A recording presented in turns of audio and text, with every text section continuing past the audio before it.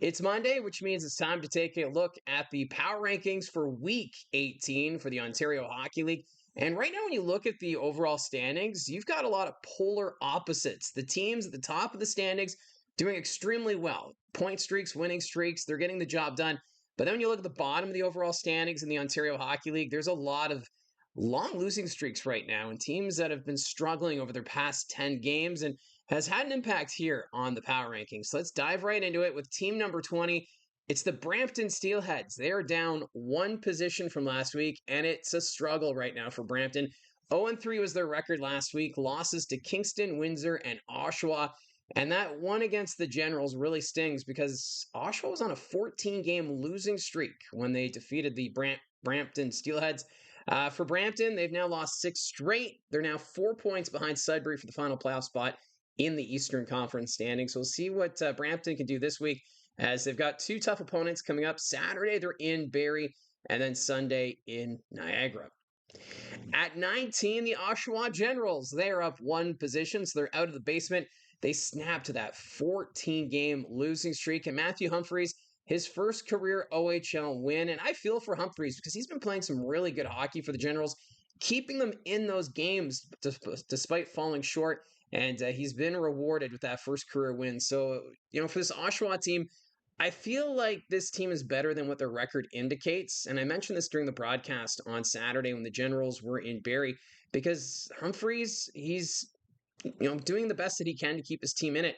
It's just the goal scoring that's lacking right now. But Bird Leitner looked fantastic. Owen Griffin, Franzen, even Sam Roberts being back in the lineup, really helping this Oshawa team. So hopefully this is a sign that maybe they can string some points together here and close the gap on 8th in the Eastern Conference standings.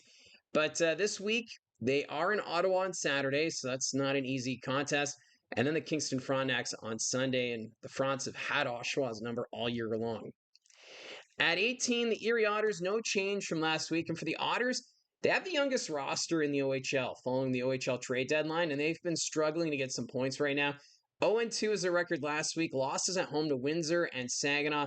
Their losing streak is now 7 games. So tough times for Erie. 9 points now out of that final playoff spot in the Western Conference standings. On Friday, they travel to Guelph to face the Storm, and then they're home to Kitchener on Saturday. At 17, I have the Sarnia Sting. They fell 1 spot this week. It was another winless week for Sarnia. 0-2 is their record. Losses to the Sioux and London. They're now 3-6-1 over their last 10 games and losing ground on Saginaw for that final playoff spot in the West. Right now, they are 8 points out of the playoffs. And this week, they're going to be in London on Friday, and then they're home to Peterborough on Saturday. At 16, the Owen Sound Attack. They fell another 2 positions. The Attack, they're in free fall. They went 0-2 with losses to London and Barrie, extending their losing streak to 5, and they're now 1-8-1 over their last 10 games. This team cannot catch a break. It was a pretty close game, though, against the London Knights, but they fell short in the end, losing in regulation.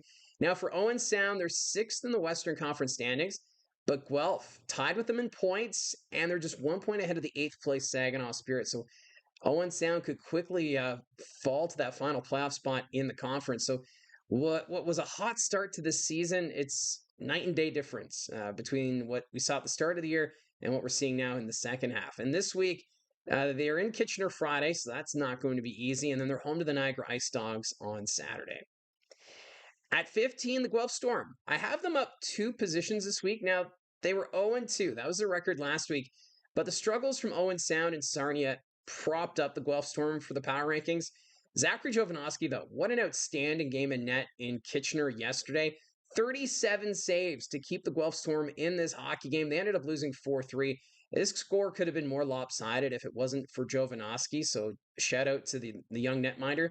This week, Guelph only has 1 game, and that's against the Erie Otters on Friday. So we'll see what they do in that one at the Sleeman Center. At 14, the Saginaw Spirit. They're down 2 spots. 1-1 was their record last week. They did give up 7 goals in their loss to Kitchener and then posted 6 in the win over Erie. But it was also a big game for Nikita Klepov against the Otters. He had a goal, 3 assists, 4 points. And with the win, Saginaw now 1 point back of the 6th place Owen Sound Attack. So Saginaw has a chance here to leapfrog a couple of teams, maybe get a better playoff position once we get to that time of year. But we'll see what Saginaw can do here. But they've got a tough Eastern road swing coming up. It starts Thursday in Peterborough, Friday they're in Kingston, and then Sunday afternoon they're in Ottawa. At 13, Sudbury Wolves. They're up two positions, and it was a pretty good week overall for Sudbury. They opened with a 2-1 loss to North Bay, but then they took care of business at home against the Flint Firebirds, winning that one 7-2. And then they won 5-3 over the Rouyn-Noranda Huskies as they do that home and home at the Quebec Maritime Junior Hockey League club.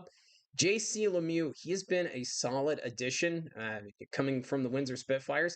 Uh, he posted a goal, 3 assists, 4 points in that victory over the Flint Firebirds. So this is a great piece, I think, for Sudbury to focus on for next year, as this team is in the midst of a rebuild. And I think for Sudbury, you can be a little optimistic, I think, going into next year, especially with the play of Lemieux. Now this week they're home to Brantford on Friday, so that's not going to be easy. And then they travel up north to Rouyn-Noranda on Sunday. I've been to a game in Rouyn-Noranda. It's such a fun atmosphere. Uh, I kind of wish the Colts were going up to Rouyn-Noranda. I think it'd be a fun time calling a game up there. But the Sudbury Wolves get to make that trip, and we'll see if they can make it back-to-back wins against the Huskies. At 12, the Kingston Frontenacs, they're down one position. And yeah, it was an okay week for Kingston. 1-1 was the record. They got a win over Brampton and then lost in Brantford. So the Frogs 5-5 over their last 10 games, so playing 500. Seventh right now in the East, 2 points behind Niagara, 7 points up on Sudbury. So the Frontenacs, they have to keep an eye on Sudbury behind them because they've been picking up some momentum of late. Now for Kingston, they're home to Saginaw on Friday, and then they visit the Oshawa Generals on Sunday. At 11, the Peterborough Petes. I have them down 3 positions, and it was a huge weekend schedule-wise, as Peterborough, a chance to make a statement, playing 2 of the top teams in the East Division. It was also a great spot to see how do they measure up against the Bulldogs and the 67s after the trade deadline. But then they end up going 1-2. So they lost both games to Brantford and Ottawa, but they managed a 1-0 victory over Niagara. So a shutout there for Easton Rye. Despite the 2 losses, though, Kieran Walton, he's been fitting in quite well with Peterborough, 4 goals in 4 games. So yeah, they dropped 1 of 3 this weekend, but this is a team still coming together with that chemistry. I did like their game against Brantford. They seemed to play really well when I was watching that one. But yeah, I think there's still a lot of work here to do if Peterborough is going to try and close the gap over the top 2 teams in their division. Now this week they're home to Saginaw Thursday. Saturday they travel to Sarnia, and then Sunday they're in London. At 10, the London Knights up 3 positions. Now for the Knights, 2 games on the road, wins over Sarnia and Owen Sound. And yes, those are 2 teams that are struggling right now, but imagine if they lost one or both of those games. We'd be having a totally different conversation about the Knights. They remain 5th in the Western Conference standings, 7-3 over their last 10 games, but they have a big contest coming up Wednesday up in Sault Ste. Marie. It's the Greyhounds who hold on to that 4th seed, so a chance for London to keep pace with the Greyhounds who hold that number 4 spot. And then Friday, they return home to face Sarnia, and then they're home to Peterborough on Sunday. At 9, the North Bay Battalion, no change from last week. The troops had a record of 2-1 last week, wins over Sudbury and Oshawa, but it was a wild loss at home against the Flint Firebirds. They were up 3-0 after the first period, and then gave up 6 unanswered goals to Flint, and that included 4 in the second period. So the Battalion, they're 6-4 over their last 10 games, 14 points behind Barrie for first in the Central.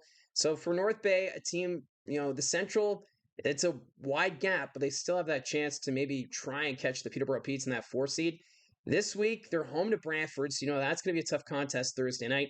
And then they play 2 games in Sault Ste. Marie, Saturday night and then Sunday afternoon against the Greyhounds. At 8, the Flint Firebirds dropping 2 positions. Flint, they were on the road through the Central Division, and it was almost a disaster. I guess you could still say it was not ideal going 1-2, but they started with that loss in Barrie. It was a 5-3 defeat. It was a battle between 2 top teams, so you knew someone had to win that game. Barrie got the better of them on home ice, and Flint will get a chance for revenge in a couple weeks' time. But then they lost 7-2 in Sudbury. They were down 3-0 against North Bay to start that game, but they managed to battle back to win 6-3. So this is a trip, I think, for the Firebirds that they can use as a learning experience going forward as they make that push for the playoffs. This is still a really strong team. They're 1 point ahead of Windsor for first overall in the West, but Windsor has 2 games in hand. So this home and home series coming up this weekend is going to be crucial because Flint, they're in Windsor Friday, and then they're home to the Spitfires on Saturday. At 7, the Niagara Ice Dogs. I have them up 3 positions from last week, and it was a tough game in Peterborough. They lost 1-0 to the Petes, but what a win on home ice against the Brantford Bulldogs in overtime. Ryan Robrick scored the overtime winner in what may be the biggest win of the season for Niagara. They're 6-3-1 over their last 10 games, 4 points behind North Bay for 5th in the Eastern Conference. So for Niagara, we've seen the full spectrum of streaks for them this season, and yeah, it's hard to say what direction still Niagara is going to go, but that was a good character win there on home ice against Brantford. And we'll see if they can continue that momentum going into this week because they're home to the Barrie Colts on Thursday. So there's a big divisional matchup. They're in Owen Sound on Saturday and then home to Brampton on Sunday. At 6, I have the Sioux Greyhounds. They're up 1 spot from last week. And for the Sioux, they got the job done on the road. They had wins in both Sarnia and Guelph. Marco Magnosa, he had a great road trip. A goal, 4 assists, 5 points in those 2 wins. And he's now riding a 3-game point streak. So not too bad there for Sault Ste. Marie. Now they have a big game coming up on Wednesday. They're trying to hold off the London Knights. So that's going to be Wednesday night up in the Sioux. Saturday, they're home to North Bay. And then they're home to North Bay again on Sunday. At 5, the Ottawa 67s. No change from last week, but for Ottawa, they seem to be back on track. 3-0 was their record. That included back-to-back wins over Gatineau and then a win at home against the Peterborough Petes. So good news, too. Sam McHugh returned to the lineup, and he suffered a shoulder injury in early December after being acquired from the Brantford Bulldogs. So good to see McHugh back on the ice. And he also managed 3 assists in the one win over Gatineau on the road. So good job there for McHugh. Now, this weekend, they're home to Oshawa on Saturday, and then Sunday, they're home to Saginaw. At 4, the Kitchener Rangers, and no change from last week. It's been pretty difficult for Kitchener trying to enter the top 3 in the power rankings. They've been in this 4 spot now for 4 weeks.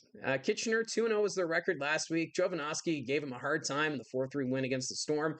But the Rangers, they're getting the job done. 6-game point streak. 8-1, 0-1 over their last 10 games. So some really good hockey right now from Kitchener. There's a huge game coming up on Wednesday. The Rangers travel to the WFCU Center in Windsor. A chance to catch up to the Spitfires in the standings. And then they're home to Owen Sound Friday, and then they go to Erie on Saturday. At 3, the Windsor Spitfires. No change from last week. So the Spitfires won both their games on the road in Erie and Brampton. Nathan Villeneuve, what a pickup he has been from the Sudbury Wolves. He's fit in well, 4 goals and assists, 5 points over 5 games. And I think he's just getting started. And I think Windsor fans really liking what they got at the trade deadline. Now, the Spitfires, they're 8-1-1 over their last 10 games. 1 point behind Flint for first in the West. And they have 2 games in hand. And a couple of big games come. Actually, this week is huge for the Windsor Spitfires. It starts Wednesday at home against the Kitchener Rangers, so a team trying to catch them. Friday, they're home to Flint, and then Saturday, they're in Flint. So all 3 of these games, crucial at the top of the Western Conference standings. At 2, the Brantford Bulldogs, no change from last week. It was a big test to start the week at home against the Peterborough Petes.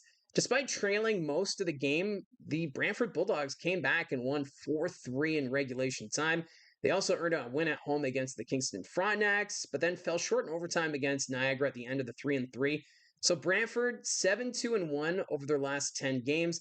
They're third in the Eastern Conference standings because they're 1 point back of Ottawa for first in the East Division. This week, they're traveling up north. They're going to be in North Bay on Thursday. Friday, they're in Sudbury. And then a big matchup Sunday. They're home to the Barrie Colts. So 2 of the top teams in the Eastern Conference will be battling it out at the Madhouse on Market. So that's going to be a great game there. So that leaves us at number 1. No change from last week.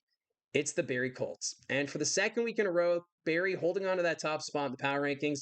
The Colts started the week with a big win over the top team one of the top teams in the West, the Flint Firebirds, and then followed it up with victories against Oshawa and Owen Sound. So that means the Barrie Colts, they're on a 10-game point streak. They're 9-0-1 over their last 10 games.